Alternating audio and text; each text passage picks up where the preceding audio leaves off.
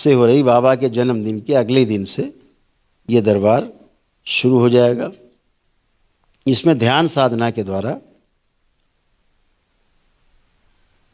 वैदिक हवन अनुष्ठान के द्वारा जो सब निःशुल्क होंगे, उसके द्वारा लोगों को मानसिक शांति के लिए उपाय किए जाएंगे, ताकि उनको मानसिक रोगों से, कष्टों से मुक्ति मिले, उनके दुखों से मुक्ति मिले, उनके भय से मुक्ति मिले, उनको भ्रम से मुक्ति मिले, उनका नशा छूट सके, और तनाव है, गृह क्लेश है, तलाक आदि की समस्या है, तमाम नकारात्मक विचार जो आते हैं उनसे मुक्ति मिले। जो लोग नहीं आ पाते दरबार, तो वो सभी लोग इसमें आ सकेंगे। और तमाम ऐसी झूठ मूठ की बीमारियां हैं जिन्हें लोग भूत प्रेत का नाम देते हैं। भूत प्रेत एक मानसिक बीमारी है, कोई भूत प्रेत जैसा कुछ भी नहीं, सब स्मृतियां हैं, आपकी ही स्मृतियां भूतकाल की, जिन्हें भूत कह देते हैं। आपकी स्वयं की स्मृतियां भूतकाल की, या आपके पितरों की स्मृतियां जो भूतकाल में रोग में रहे हैं, कष्ट में रहे हैं, उनकी स्मृतियां वो आपको जब तंग करती हैं, नकारात्मक करती हैं, ऊर्जा बढ़ा देती है शरीर में या घटा देती है ऐसी नकारात्मक ऊर्जा, तो आपको कष्ट महसूस होते हैं, तो लोग उसे भूत प्रेत का नाम दे देते हैं। ऐसे अंधविश्वास को ख़त्म करने के लिए भी जगह जगह यह सब आयोजन आनंद, ईश्वरीय आनंद दरबार के रूप में होगा, पूरे देश में होगा यह। साथ ही एक इससे अलग एक और कार्यक्रम दरबार ने बनाया है,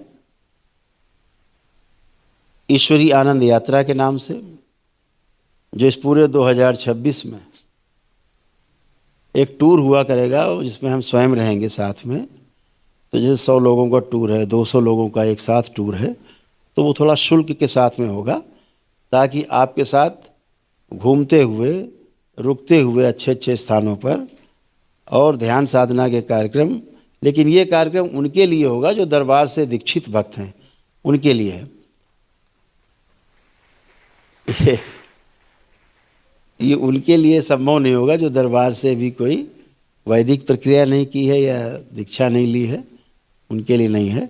ये दरबार के दीक्षित भक्तों के लिए है, वो चाहे मंत्र दीक्षा में हो, चाहे वो तंत्र क्रिया योग की दीक्षा ले चुके हों, उनके लिए ये आयोजन होगा कि ईश्वरीय आनंद यात्रा के रूप में होगा।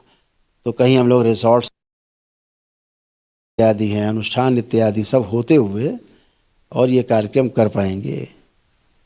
इस तरह से भी हम लोग उस आयोजन में आगे उसको बढ़ा पाएंगे। एक तो इस तरह का फेस होगा, एक फेस इस तरह का होगा जो बहुत ही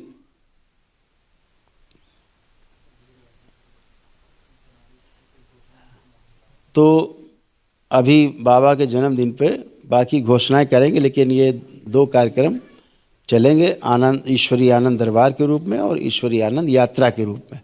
दरबार जगह जगह लगेंगे लोगों को कष्टों से मुक्ति के लिए, जिनको ज़्यादा